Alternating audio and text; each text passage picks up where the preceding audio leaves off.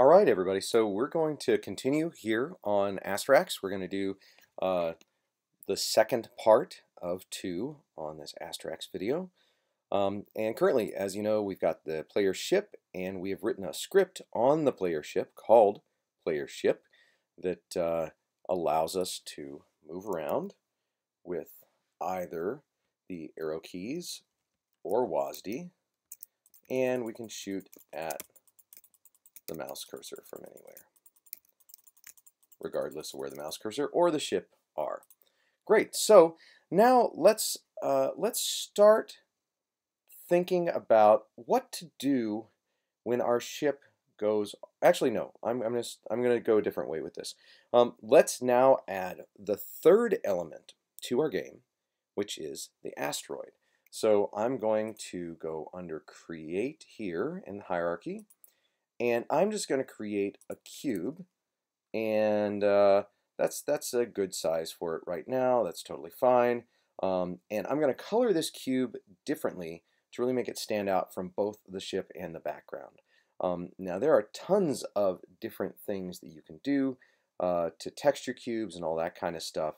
And I would recommend, I think if you click here on this open reference for material, it will bring up a nice description about all the different material properties.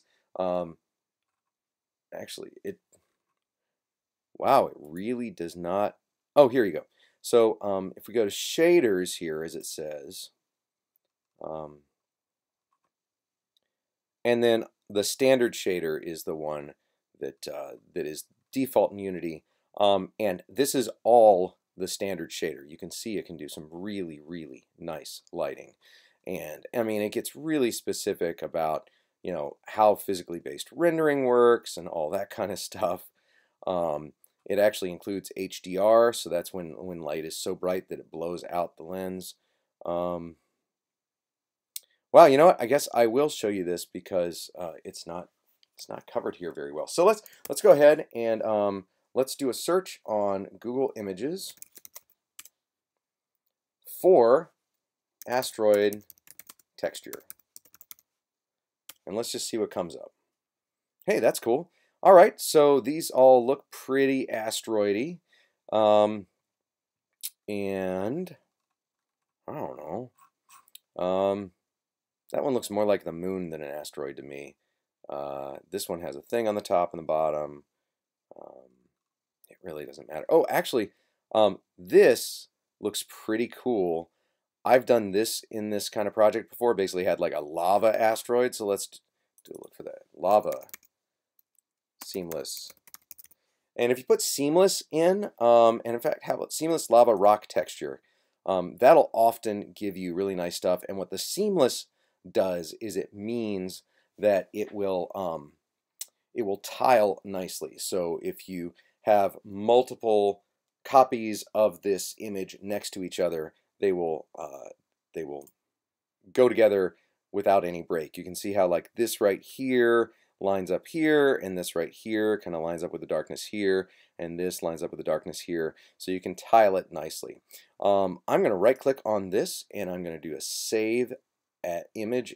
Actually, I'm going to like view image to make sure I'm looking at the full version of the image, and then right click and say save image as, and it happens to be in the folder, but I have to go find my folder, of course. And then in materials, is this really? Oh, this is this is from when I did it last semester. Look at that. All right, so I'm going to go back to my folder where it is, click on this, and then go into assets, and I'm just going to save it here. And now that I've saved that in the Unity folder, you can see in Unity it has appeared here. I like keeping things tidy, so I'm going to create a textures and materials folder, and I'm going to put lava 0 into there. I'm going to put it into there. All right, great. So here now, clicking on lava 0, you can see there are several different things about the way that it is imported. And a lot of this, it's fine to leave it on default.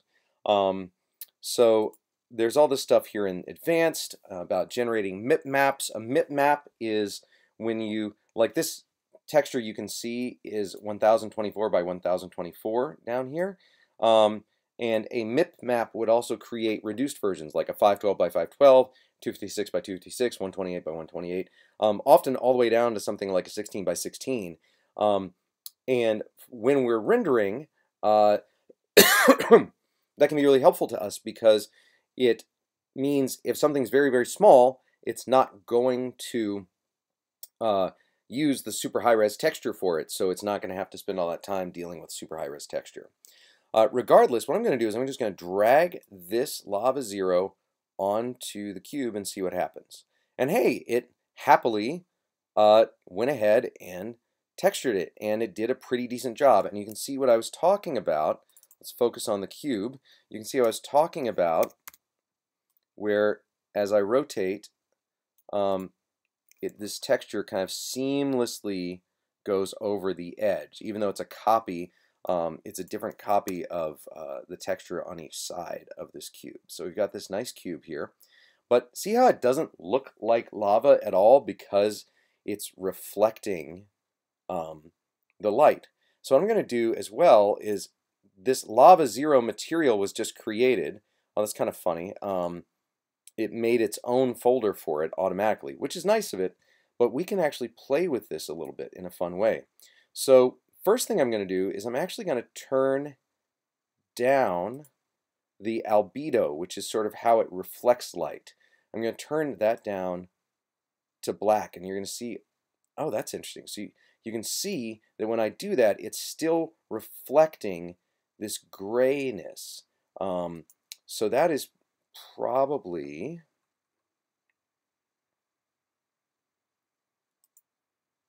that was a specular highlight on it. Okay, so the specular highlight is when the light pointed at this is reflected into the camera. So I'm going to turn that off. We don't want that. And we'll go ahead and turn on reflections. That's fine. I'm going to up this albedo now some so you can see it a little bit there. Yeah, that looks better. So now you see it's not reflecting the light, and if I rotate it, you'll see it feels a little bit more lava-like, which is nice. However, we can go further than that. We can actually take this, and here in emission, we can check this box and click here on the little target. Let me zoom in. This little target here. I'm going to click on that and select lava as the emission. And now what's happening is, and in fact, I can probably turn this albedo down now. Yeah, I can just turn it off entirely, actually. I don't need it.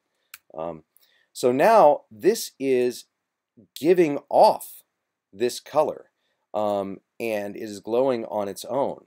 And it turns out that, like, if I turn off the directional light in the scene, you'll see that there is still light on. Let's adjust the emissive properties on this a little bit more. Oh, here, let's set this to like 10 or something. Okay, that's way too much. All right. Yeah. So 2 here, and then it should be that as we move this close to, let's press play and see. Oh, I guess I must have something set up wrong in the lighting. But basically, like, an emissive thing should actually give off light and light other objects. And I just have something selected wrong here. But the nice thing is it does actually do emission, which is pretty cool. I don't want to bake it, that's for sure. Oh, here's the tiling thing, just so you can see it. Like if I tile 2 times,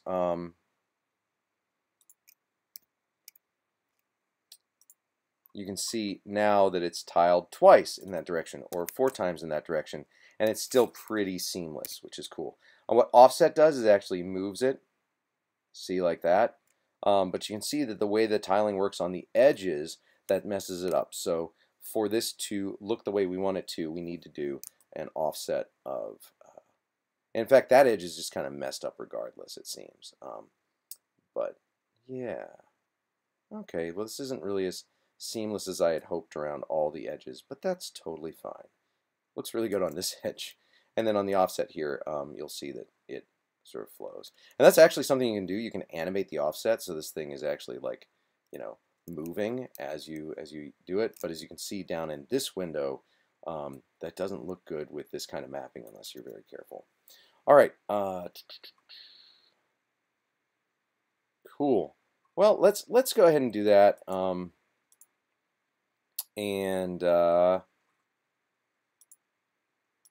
Yeah, that'll work. That'll work for now. That'll give us something that looks very much like how I wanted it to look, which is good. I'm going to go ahead and turn the directional light back on so that we can have the ship lit now. And I'm going to switch to my 2D view, just kind of give me a nice view of what's going on. All right, so there are like a few standard things that this asteroid does. So I'm going to go and click on it, right-click, rename, and call it asteroid. So this asteroid is going to move on its own. It's going to not slow down. And the key element is it's going to wrap around the screen. But let's just get the move on its own done first. So I'm going to add component, physics, rigid body. And again, the rigid body is what allows me to simulate physics. And because we talked about this in class already, I'm going to freeze position in the z-axis so that it doesn't go forward or back, like out of the screen. Well, here, I'll show you.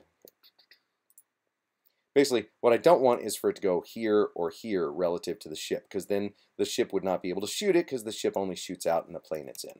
So by locking the Z position, which is this blue axis that I was moving here along here, by locking that Z position, it prevents it from going in and out. And you can actually see when I line this up that my Z position really needs to be set to 0 there so that it's really in line with the ship. That's going to be helpful.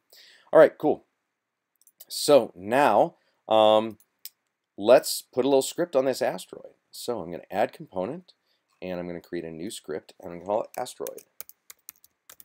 You'll note I'm not calling it like asteroid script because it's very obvious up here that this is a script and that the asteroid is a game object. So I don't tend to do like asteroid script because then every single script would have the word script on it. All right, so I'm going to double click to open this, and it always takes forever on a Mac, and you'll see that Visual Studio is launching.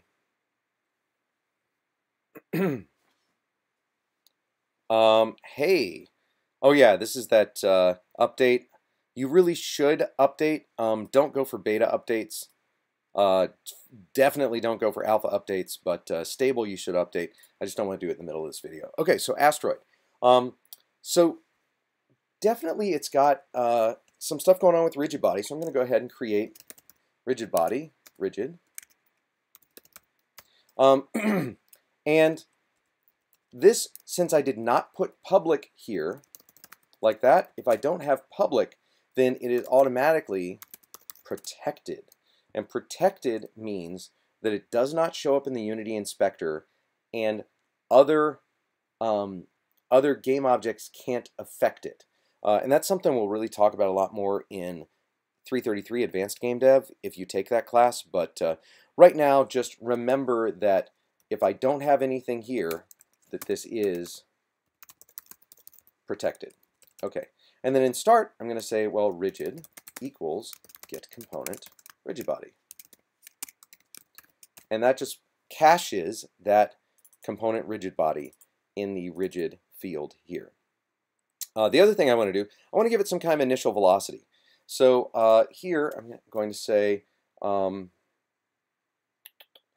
let's say float, and this is going to be public float min vel and public float max vel. And I want to pick a range in between these. Let's just say the minimum velocity is 5 and the maximum velocity is 10, just to get us started. So here in my rigid body, I'm going to say, I'm going to create a new vector 3 that I'm just going to call vel equals random dot on unit sphere. Now on unit sphere is it says right here, let's zoom in on it, returns a random point on the surface of a sphere with radius 1. And you can see here, and I can't move the mouse to point unfortunately, but you can see that it says public static vector3 on unit sphere and then those braces around get. And this means that it's a property that is a read-only property. You can only get it. You cannot set on unit sphere. And the thing with properties, which you should have read about already, maybe not. Excuse me. The thing with properties is they are functions that run. Yeah, you have not read about them yet. They are functions that run when you put them in, you use them as a variable. So this looks like a field or any other variable, but it actually runs a function every time it's called that creates a new random point on the surface of a sphere with radius 1. And what that means to us is that it's going to give us a vector 3, a three-dimensional vector that is pointing in a random direction, but is exactly 1 unit long. Now, this is actually a little bit of an issue now that I think about it, because on unit sphere could be pointing forward or back in the z direction. So then we'd have to set the velocity.z or the vel.z to 0, and then we'd have to normalize the vector anyway. So just to show you a different version of this, there's random dot and inside unit circle, and rather than being on the sphere like this, it is inside a circle, which means that there's a circle that is flat in the z direction, and the point is somewhere inside that circle. Now I'm going to do what's called normalizing that vector. So I'm going to say vel.normalize. And I talked about this the other day. What normalize does is it sets the length to 1. In fact, if I go here and hit open parentheses again, oh, I thought it would. Nope, it just tells us that. But you should be able to right-click on anything, and oh, that's too bad. There's in the PC version, there's something like it's like peak declaration, which is kind of cool. But we can go to declaration. Oh, and it just declares it. Okay, so that's not very cool. But what we can do is go back, right-click on this, and say, I'm sorry, click on it, and then under Help, go to Unity API reference. And this will actually show us, hey, vector3.normalize. Makes the vector have a magnitude of 1. So there you go. Yep. If the vector is too small to be normalized, it will be set to 0. So that's something to check against. So, and this is something I actually haven't done in previous classes because it's very rare that this would happen. But we need to keep doing this, creating an inside unit circle and normalizing it until the length is not 0. Because basically if it picks a point inside the unit circle that is exactly at the center and it tries to normalize that, that won't be possible. So here's what I'm going to do. I'm going to do this. I'm going to say vel equals random.inside unit circle. And I'm going to do something called a do while loop, which you should be reading about right about now. So here's an example of where a do while would work well.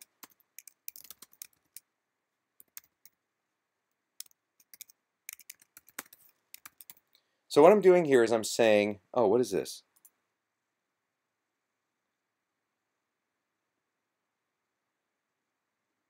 Fixed floating point? I just need to put an F here?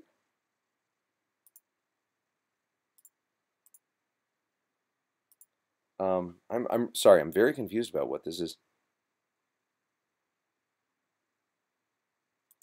I don't know what that is. Why that's giving me that problem, but it's a yellow problem, so it's probably not an issue. Like if I save this and I go back to Unity, Unity doesn't care. Oh wait, okay. Yeah, it cares about asteroid.rigid being assigned but never used. That's fine. Unity doesn't care about this. I mean, I could go search for this. Fixed floating point number compare a difference with epsilon. I think what it's trying to tell me to do is say if it is close to 0, not actually 0. So this, I like showing you how I fix things. So fix floating point number comparing, compare a difference with epsilon. Okay. So let's search for that. Fix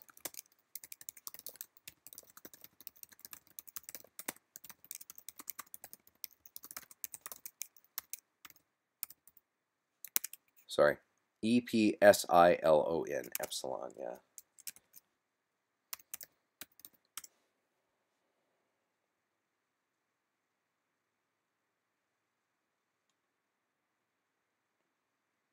Okay, so here it says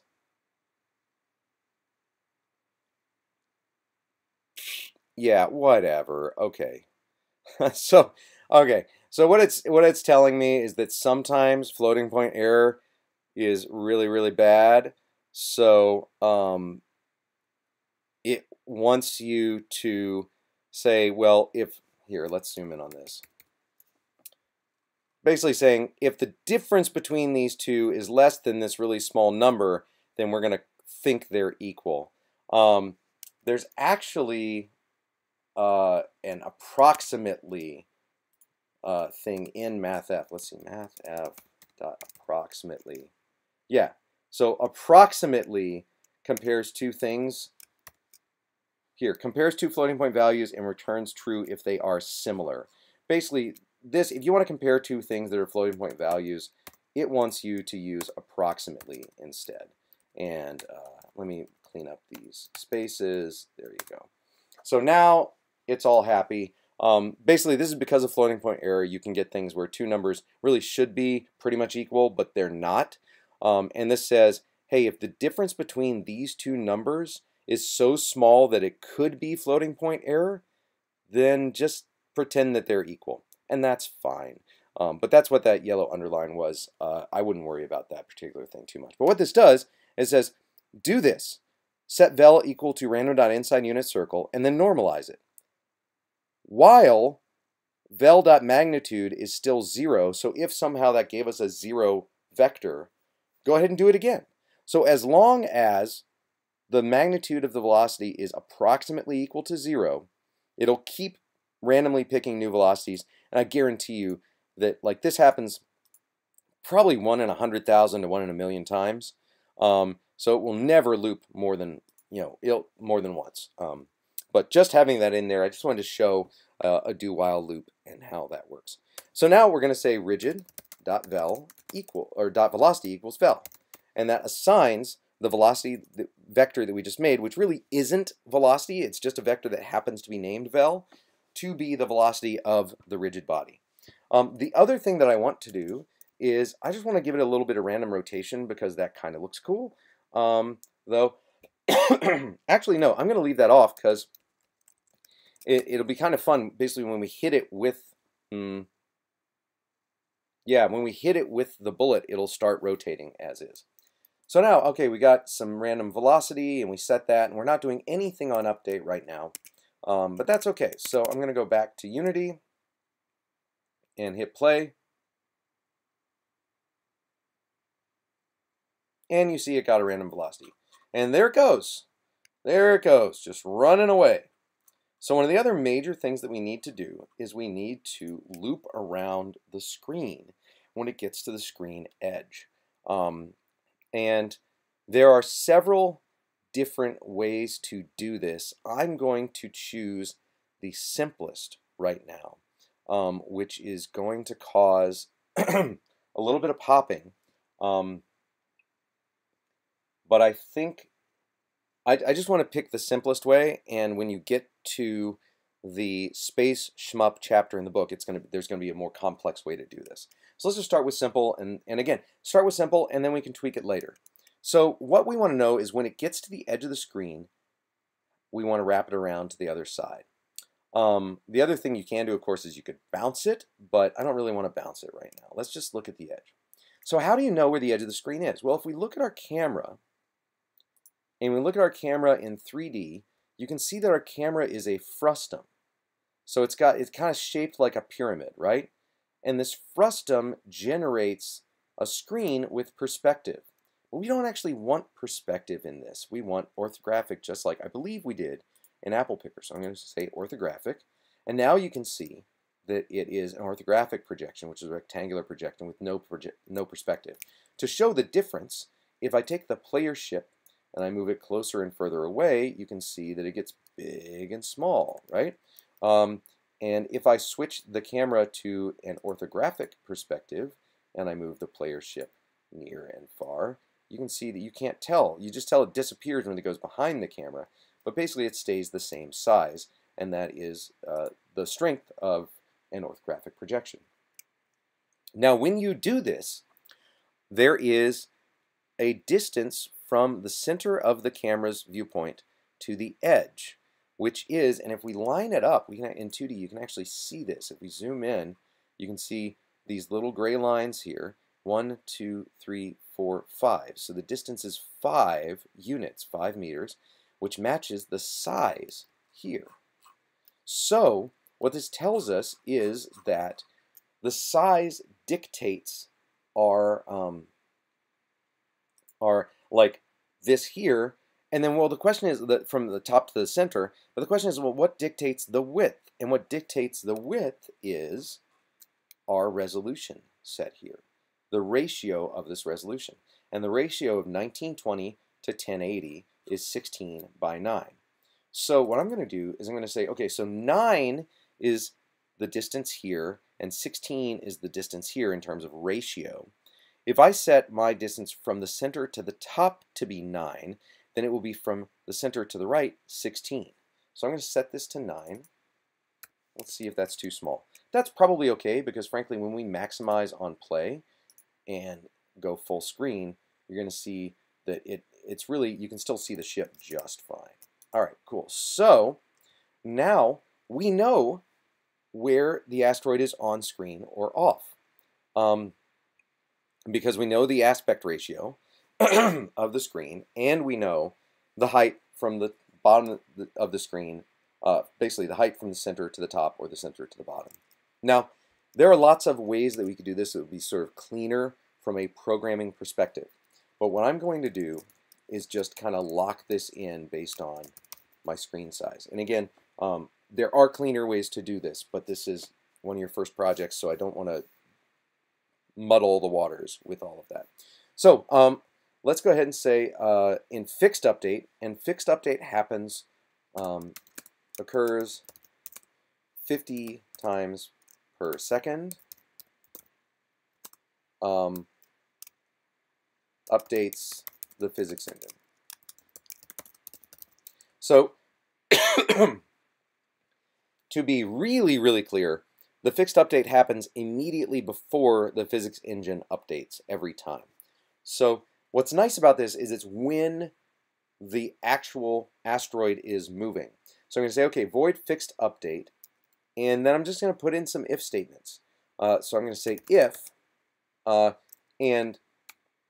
I'm going to put here, actually, I'll just put it here, based on fixed screen size of 32 wide, units, I'm going to say meters, 32 meters wide by 16 meters tall.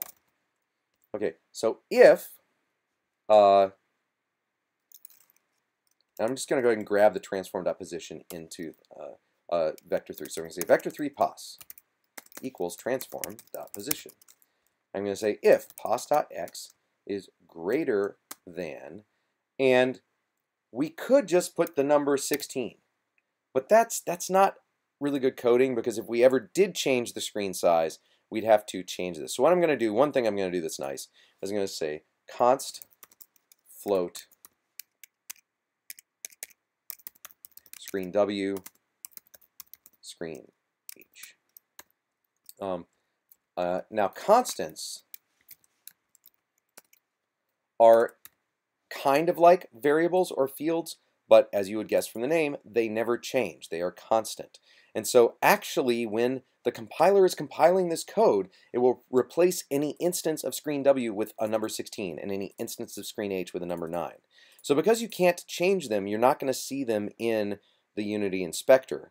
But you have them here so that down here, instead of 16, we can just say screen W, and if we ever change our aspect ratio of our screen, this will fix that. So if pos.x is greater than screen W, then pos.x, actually, here's the cool thing. I'm going to say if it's greater than screen W or pos.x is less than negative screen W. So if it's greater than 16 or less than negative 16, we're going to say pos.x equals negative pos.x. So it's going to flip that direction. This could actually cause a problem, but we'll fix it when we come to it. Now I'm also going to say same thing, but with pos.y. So just copy this and paste it. I'm going to change. Oh, and here's, I can just select all of this and do a find and say, okay, dot x, and then down here, I'm going to replace it with dot y. And it does this exclusively within the highlighted area. So I can replace all, and it just replaces in that area. Same thing here. I can say, okay, screen W, I'm going to replace it with screen H. And that only replaced within the highlighted area, which is nice. Okay, so now we've got our screen W and screen H, and let's see what happens now. So it should be that when we press play,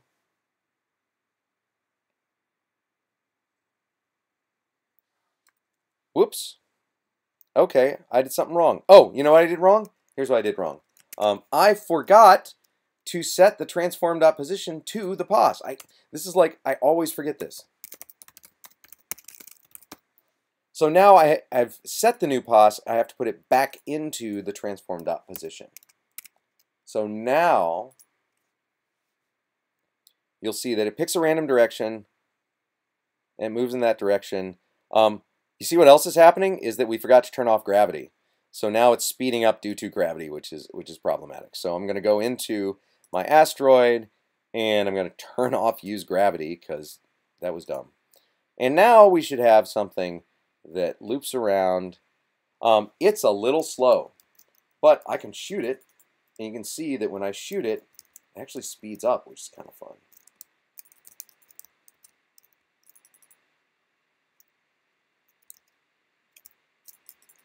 So you can play with shooting the, shooting the asteroid for a little bit.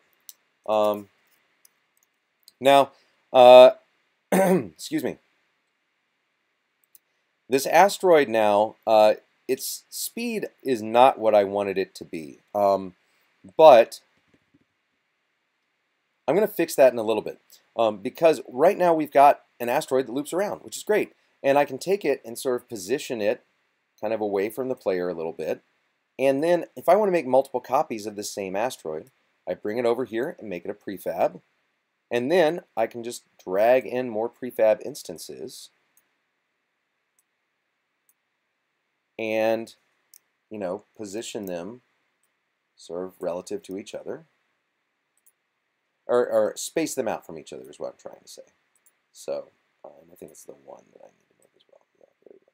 So now I've got all four of them in different areas, and I hit play, and you can see that they each pick a different random direction, and they start moving. And again, this movement's a little bit slow. Oh, you know what? It's because I'm dumb. Sorry. Not really. Sorry. I forgot up here to, man, I'm going to have a kid. I got to stop saying that. I never multiplied the velocity by this min-vel max-vel thing. So I completely forgot to do that. So the last piece I need to do is vel times equals random dot range min-vel max-vel. I thought they were moving kind of slow. This is the same as if I said vel equals vel times random.range min-vel max-vel.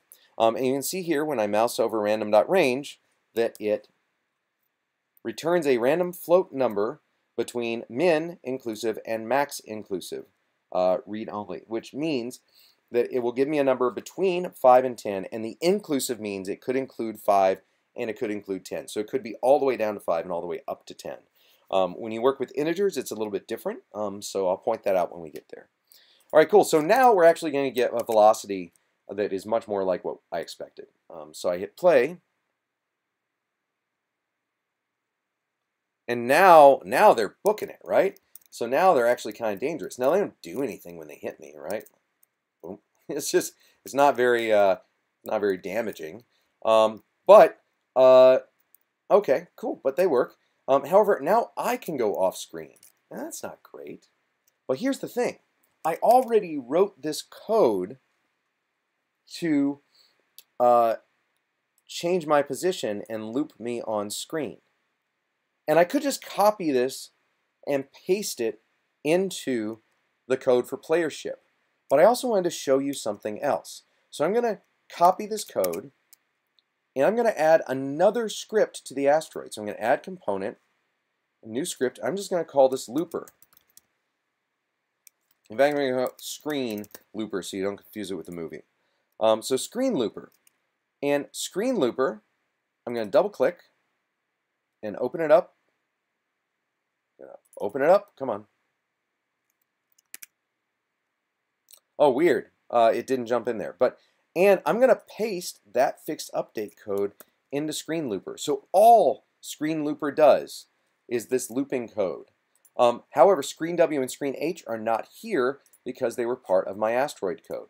So I'm going to cut those from the asteroid code and paste them into screen looper. And then I'm going to go into the asteroid code and just delete this fixed update. So now what I've done is I've taken that fixed update code and I've moved it over here. Now, transform is something that all mono behaviors have. So it's referring to the same transform because both of these scripts are attached to the same game object that has the same transform. But you saw that I had to move screen W and screen H over to this script. And like, remember I got the rigid body, rigid in the asteroid here?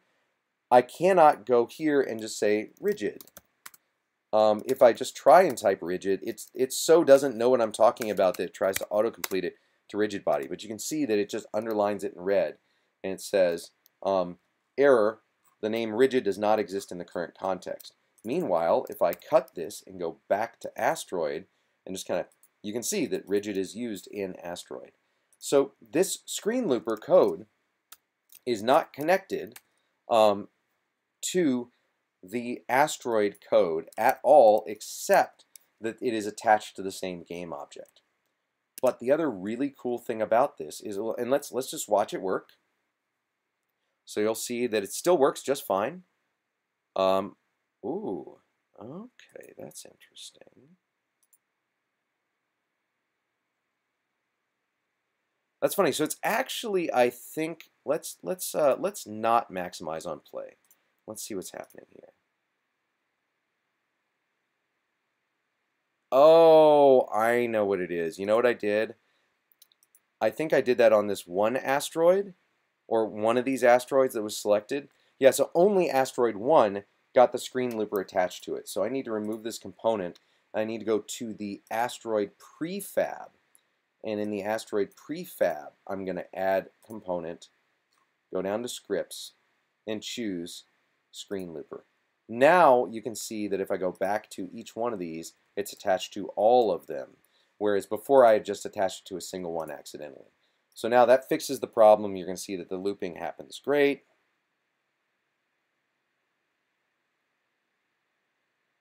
And I was a little bit worried, frankly, that some of these might get stuck on the edge, but that doesn't seem to be the case.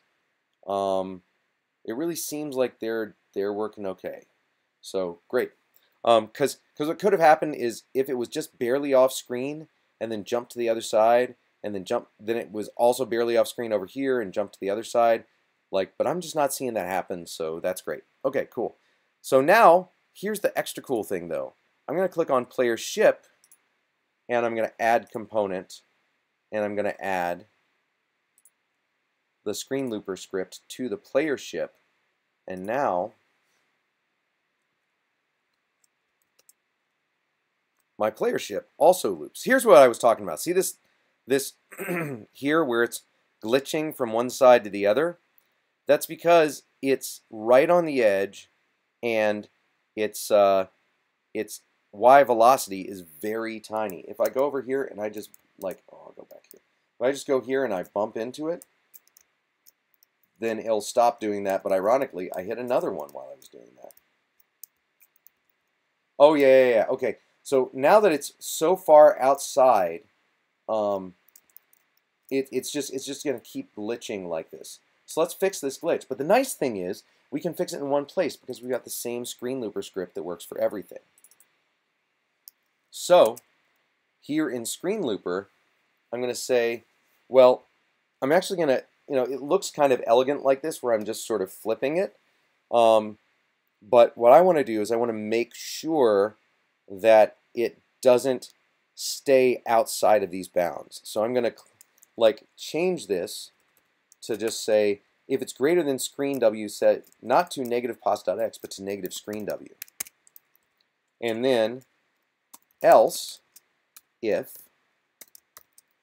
pos.x is less than negative screen W, pos.x equals screen W. I'm going to do the same thing with the y. If pos.y is greater than screen H, that's weird. I wonder why it did that. It's probably because there was the extra brace there. And then I'm going to say pos.y equals negative screen H. Oops. SCH is all I needed, and I hit tab. I'm going to say else if pos.y is less than negative screen H, pos.y equals screen H. Okay, so that should fix our problem. Oh, I forgot to close this parenthesis up here. That's what the problem was, or parenthesis up here. A single one, so these are parentheses, both of them, but a single one is a parenthesis, which I keep forgetting. So I'm going to save this, and now even if it's way out, so let's say that, let's just take an asteroid and move it way out of bounds. If I hit play, it's going to jump to the top left corner in the first frame, or the top right corner, yeah, and there you go. And you just want to double check to make sure that everything's looping around the way it should. You're looping both forwards and backwards, and your player ship still also moves and loops properly. So, great. All right, so now we've got that. And what this is called, when you've got a very small piece of code like this that you can attach to multiple things, this is component-based programming. And this is really one of the things that I'm trying to do more in the class now and more in the book than I have in the past. All right, cool. So now we've got this moving. Now we need to actually make something happen when the ship hits the asteroid or when the bullets hit the asteroid. So the ship, let's deal with ship collision first. Actually, I'm going to deal with ship collision last, and I did just save my scene. That's the little blink you saw up here. I hit Command S to save my scene. I'm going to deal with asteroid first because destroying the ship is going to reset the scene, and that's just going to get to be a mess. So let's deal with the asteroid first. So I'm going to go into my asteroid code,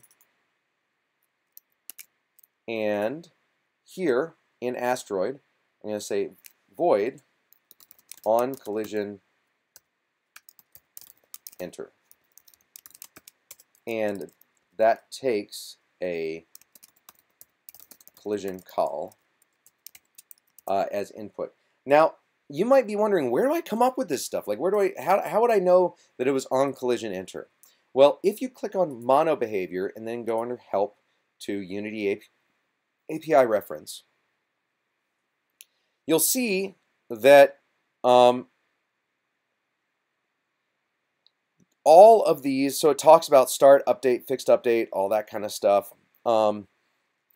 There are all these different methods, these messages built into anything that extends mono behavior or inherits from mono behavior. And that's what this means. Asteroid colon mono behavior means it's an expansion of the things built into mono behavior. So here there's awake, fixed update, late update, on collision stay, on collision enter. And if you're trying to figure out, well, how do I tell if somebody clicked on this game object? Well, you just sort of scroll down, and you're like, okay, blah, blah, blah. I'm going to zoom in a bit. Let's see. Hey, look, on mouse down. That looks like it's related to clicking on it. On mouse up as button. On mouse up as button is only called when the mouse is released over the same GUI element or collider as it was pressed. So I can click on this and learn about how to use on mouse up as button. Right? And that's basically how I myself learned all this Unity stuff, is I just looked at the documentation and I looked at on render object. It's called after the camera has rendered the scene. Well, that might be useful at some point. There's another one that's like on will render object. Basically, if the object is visible, on will render object will be called, which could tell us if it's on screen at all, even a tiny bit of it. So there's some really useful stuff in here, excuse me, that I think is worth it to go through and look at. Okay, cool. So back here, on collision enter. Let's go look at that one again. And really this is mono behavior on collision enter because we're extending the mono behavior version. So it takes collision data in. Other is you hear collision is what's passed in. This used to actually be clearer up here how it worked, but basically the parameter is called other, or and or it does pass a collision in, and we can name what that collision is. Here they have collision, but we need to get information out of that collision. So I'm going to click on collision here. Okay, so collision has a collider, a game object that we hit, the point of contact, the relative velocity, all this kind of stuff. The rigid body. Well, let's just go ahead and get the game object for now. So I'm going to say game object other equals, and I'm just going to say other geo to make that clear, call dot game object. So that gets the game object, and then I can say if other geo dot tag is equal to bullet, and I think I called it hero bullet, but let's just call it bullet for now. Then do something, right? So let's go back. Let's go back to Unity and look at this bullet prefab. So it's named bullet, but when it gets instantiated, it's going to give it like a name here, like a 1, 2, 3 kind of thing. So I'm going to choose the tag, and I'm going to add tag. I'm going to create a tag called bullet with capital B and save. And then I'm going to go back to the bullet here. And I'm going to set it to the bullet tag. And now, just like with the apples, this is going to happen. And I'm just going to say, okay, destroy other geo.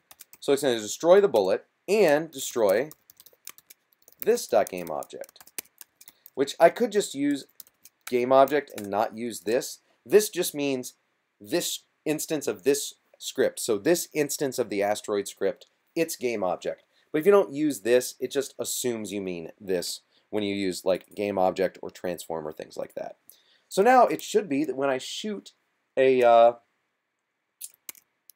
asteroid, it disappears, and the bullet that shot it disappears. Let's see what happens. Oh gosh, ouch. There you go. Great, that's cool. Also, just be aware, hey, what if I want the bullets to loop? I just click on the bullet, here, add component, script, screen looper. And now when I hit play, the bullets loop. So it's really nice to have this sort of component-based programming because it allows us to very easily modify our code or reuse bits of code that we've written. Okay, cool. So, but really that's not what happens in asteroids. What happens in asteroids is that the asteroid shrinks in size and splits into two smaller asteroids. So let's do that because that can be pretty interesting. So when an asteroid starts, it sets its velocity. I'm going to add another int or another variable called public int size. I'm going to set it initially to 3. because we're going to have three sizes of asteroid: big, medium, and small.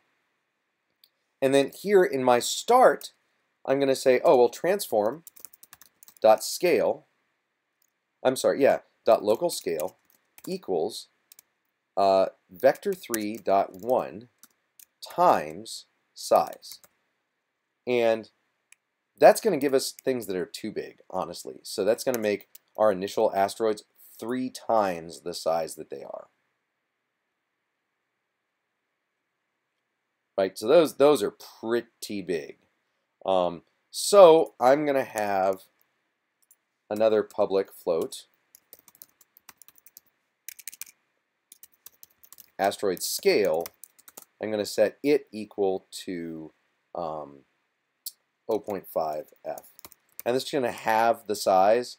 So then here, I'm going to say times size times asteroid scale. And so now we're going to get them about half the size they were, which I think is going to work really nicely. Great. Okay, cool.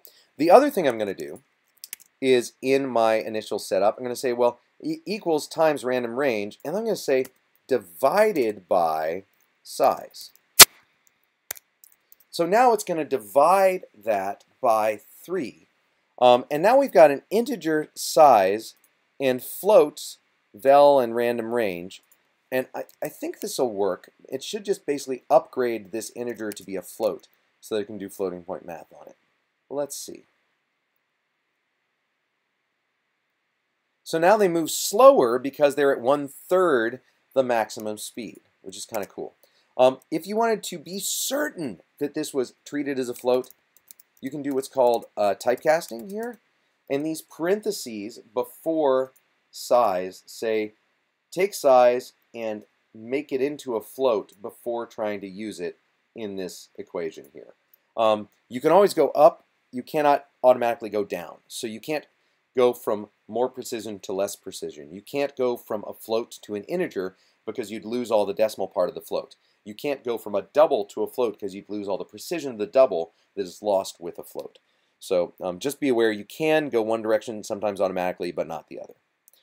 Cool. So now I've got asteroids that move more slowly when they are bigger. And what I can do is I can actually go into each asteroid here and I can set different sizes for them. So this one, the default size is 3. I'm going to set this one to 1 and this one to 2. And I'm going to remember that based on their names here. And then I'm going to hit play and you'll see that the smaller ones move generally faster. Now another thing you might remember, and I'm going to undo that, I'm basically going to select all of these and then click here and revert to prefab to revert that number to the number that it is in the prefab. Now, one thing you may know from playing asteroids is that the asteroids don't actually collide with each other. So I'm going to go under File to Project Settings, Physics, Tags and Layers. I'm going to look at my layers, and there is an asteroid layer already. So I'm going to go File, Edit, Project Settings, Physics. I'm going to uncheck asteroid-to-asteroid collision, so they will now pass through each other. The other thing I'm going to do is go to my asteroid prefab and set its layer to asteroid, which will then cascade down to all of the instances of asteroid out there in the scene. So now they're all in the asteroid layer, and if I hit play now, you'll see that they should pass through each other rather than colliding with each other. They're moving a little slowly, but there you go. Those two just pass through. So they're passing through each other, which is what we want. Great. So now, the last thing that we need to do is we need to spawn new asteroids whenever an asteroid gets shot that is greater than a size of 1. So here, instead of just destroying game object, I'm going to say if size is greater than 1, then I'm going to instantiate 2 new asteroids. So I'm, actually, I'm just going to instantiate a second asteroid. No, I'm just going to instantiate 2 new asteroids. Sorry, that was a little bit confusing. So I'm going to say, I'm going to create another thing up here that's going to be public, int num asteroids to spawn. In fact, I'm going to say num smaller asteroids to spawn equals 2. And then here, I'm going to create a for loop to spawn new asteroids.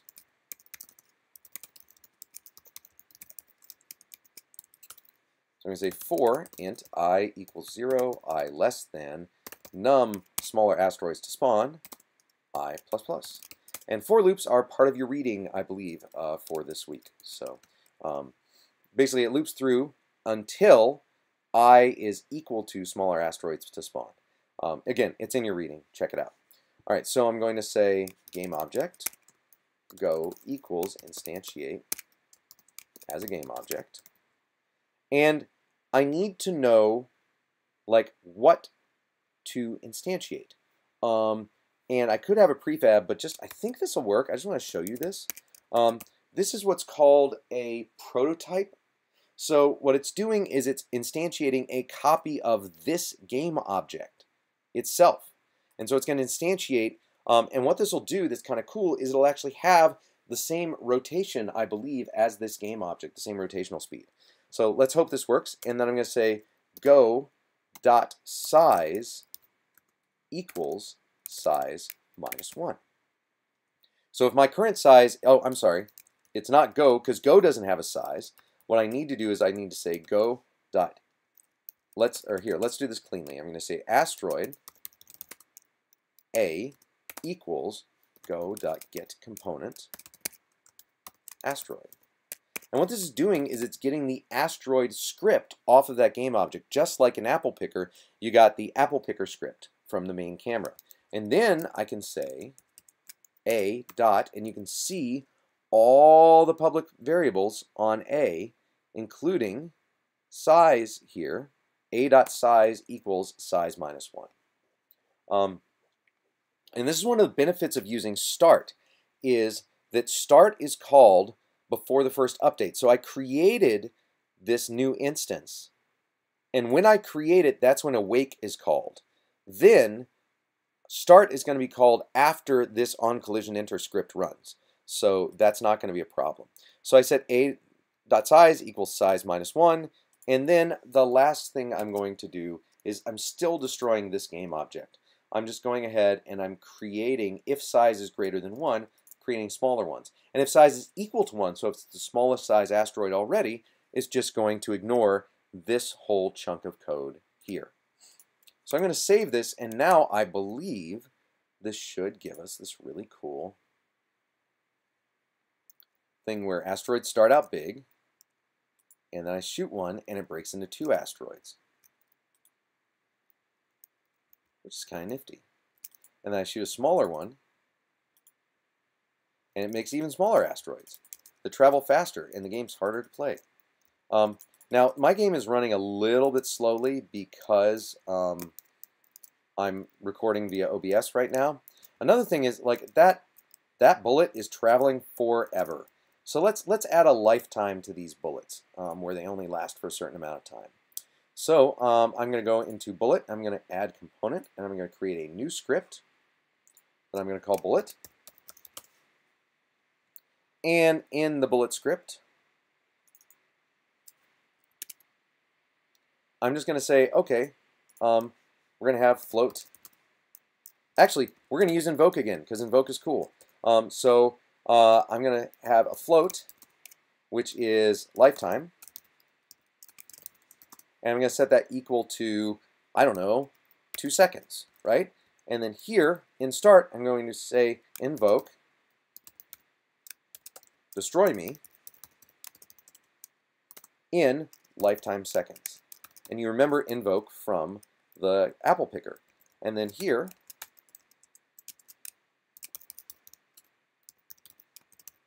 here's this destroy me method. I'm just going to say destroy game object, which is going to destroy this game object. So this is just saying when this starts, go ahead and set up a call to destroy me that's going to happen in 2 seconds. And then this will be called. And that's all we need in this script. So now I go back and I hit play. And just watch over here. Oops. Trying to avoid method bullet.destroy me. That's because I misspelled destroy. Look at this here. Sorry. Destory me. Some of you may have caught that when I typed it, but I didn't. Spelling is important, everybody. All right, so now you'll see that when I do this, let's move over here. So they disappear on their own, right? So they disappear either if they hit something or if they reach 2 seconds, which is perfect. Now what's the last thing we need to do? We need to make this so that if something hits the player, it actually hurts the player. And that's the last thing that we're going to do today. So it turns out I want to put that on the player because I don't want asteroids randomly telling the player to die. So in player ship, I'm going to go into my player ship script. Also, this, I find it confusing to have the rigid body in between these two scripts. So I'm just going to click here and say move up, and that just moves it in the list here, which makes it a little easier for me to tell what's going on. So I'm going to double click on player ship here, and that opens it in Visual Studio. For some reason, when I double click, it doesn't automatically switch to Visual Studio on Mac, which frankly is how it's worked on Windows forever, but I find it kind of annoying. And then here, we're going to add in using Unity.scene management. Sorry, not Unity editor. Unity engine.scene management. Unity editor is when you want to write code that works in the Unity editor, like inside of the actual program. And that's something we're doing in 3.33 right now. But right now we're just Unity scene management. And then here I'm going to say void on collision enter. Oh, that's kind of cool. Hey, check that out. So I don't know why I added private, but anyway, void on collision enter. And if I just hit tab, it automatically sets all this up. I probably want to delete private though, because I don't know what calls this, and in general in Unity, oh, you want it to be protected as well, so that if any child objects of this would do this. But private would probably work, but I'm just gonna delete it for now. And then I've got this collision that came in, so I'm gonna say if collision dot game object dot tag equals. Actually, here's a better way to do this. This is going to be cool. All right. I'm going to say asteroid A equals collision.gameObject.getComponent asteroid. So what this does is it tries to get the asteroid script off of any object that runs into the player. And if there's no asteroid script, A will be null. So if A is not equal to null, then I know that I have actually run into an asteroid. And so I'll just say scene manager dot load scene. And then the name is supposed to be, yeah, so I could use a scene index, but I'm just going to say underscore scene underscore 0, because that is the name of the scene. Now, I don't have to deal with tags because I know it's definitely an asteroid because it has an asteroid script on it. We could have done the same thing with the bullet, but the bullet didn't have a bullet script on it yet.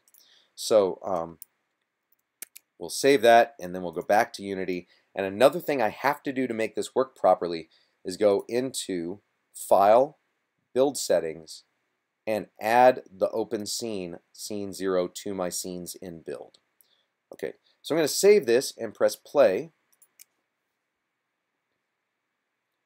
And now when I run into a thing, it resets the scene. And look at that. Look, it's got that lighting problem that you all know about because you experienced it in the other one. And the way to fix this lighting problem where things get dark when the sets is to go into Window, Lighting, Settings, and wow, that is wide. I'm just going to drag this up here next to Inspector so it's easier to see.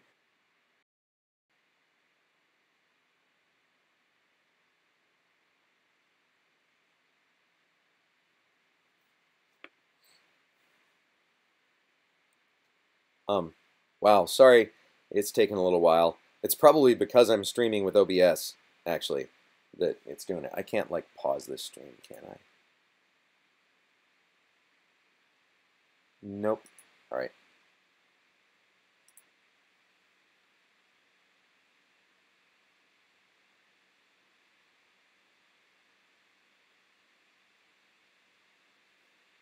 So the key point I'm trying to make here is that the screen size for the WebGL build is going to be different from the screen size that you set down in the game window, in the game pane.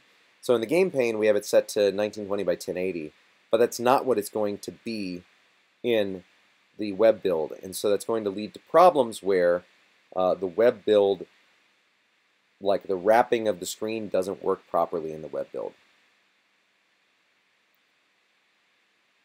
Oh man, this is taking a lot longer than I had hoped. Yeah, because OBS has taken up a bunch of processor, and Unity is only single-threaded, so it can only take up 100% instead of more.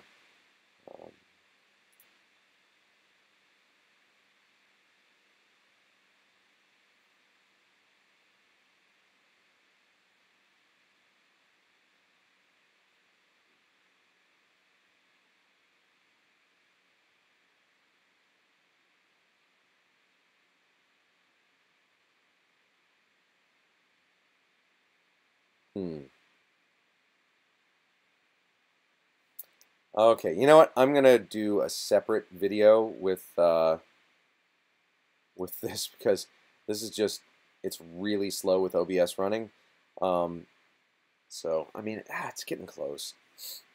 But I will do, I think, a separate video where I show you how to fix this WebGL problem. I don't think I can do it while it's building, can I? Nope.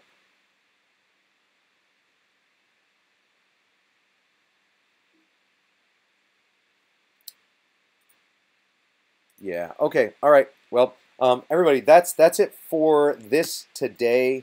I'm going to be uploading. Oh, now it's compressing it. It's almost done. Hey, there you go. Okay, great. Thank God. All right. So now I can open this up in Firefox, and you can see it run here. Actually, yeah. So I definitely went off screen further. You know, up and down is not bad, but left to right, I'm off screen a while before I loop around. So how do I fix that? Well, if you go and look in Unity in your player settings, here you can see the canvas width is 960 and the canvas height is 500. And remember, our ratio of, do I have a calculator? Yeah. Sweet. So our, that's hilarious. Okay. We're going to go to base 10, not base 16. Man, let's hide binary. Wow, this calculator is intense, y'all. All right, so our canvas height is 600, and the ratio is 16 by 9. So 600 divided by 9 times 16 equals 1056. So for a height of 600, the width should be 1056. So if I set this here to 1056 and then rebuild, then that should actually build a WebGL build that has the correct ratio between width and height that is going to make it work properly for the settings that we have in Unity for the looping around to the left and right and the top and bottom. And so that's what you need to do, is just go into your player settings, which you click here. You go File, Build Settings, Player Settings, and then this 5 here is for WebGL because WebGL is part of HTML5. That's why it's a 5. And then we just set a 1056 by 600 to get that same aspect ratio as we have down here. And I mean, if we wanted to, we could actually build one that's 1056 by 600 as one of these possible things, but it's not necessary. All right, that's it. So once you do that, then go under File, Build Settings to build, and it will rebuild with a proper aspect ratio, and the looping around and everything will look right. So that's it for AsteraX. I want you to take this and add to it, and I will post exactly what I want you to add to Piazza and to D2L by probably by the end of the day today. I've got a bunch going on today, but I will try and do it by the end of the day today. All right.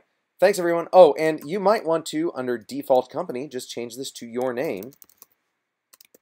Under player settings, when you're setting up your build, so again, file, build settings, player settings, go ahead and change company name to your name just in case. But make sure that your product name has your name in it as well, and that, of course, when you right-click and reveal in Finder or reveal in Explorer, that's going to show you the assets folder. You want to go up a level from that. So on Mac, you just can click here, right-click to go up a level. It's different on Windows, but you want to turn in this whole AsteraX-your name folder, which includes all of this. But you don't want to turn in when Unity's running because this temp folder is going to be there, and the temp folder is 165 megabytes. So I'm just going to go ahead and save everything here, quit Unity. You'll see the temp folder goes away and other things shrink down. So it's going to have the size of your turn-in to quit Unity first. All right, thank you, everybody. I hope you have fun working on this game. If you have any questions, ask them on Piazza. And honestly, please ask them publicly on Piazza rather than instructors only, because that way other students who have the same question you do can benefit from the answers we give to you. If you do have something you want us to keep private, remember you need to write, please keep this private in your message to us. Otherwise, we will assume that anything you send to us as instructors only, we can, if we think it's a good thing to show to the rest of the students, open up to the rest of the students. So please let us know in the message you want us to keep it private if you want us to keep it private. All right, thank you so much, everybody. I hope you have a great day. Take care.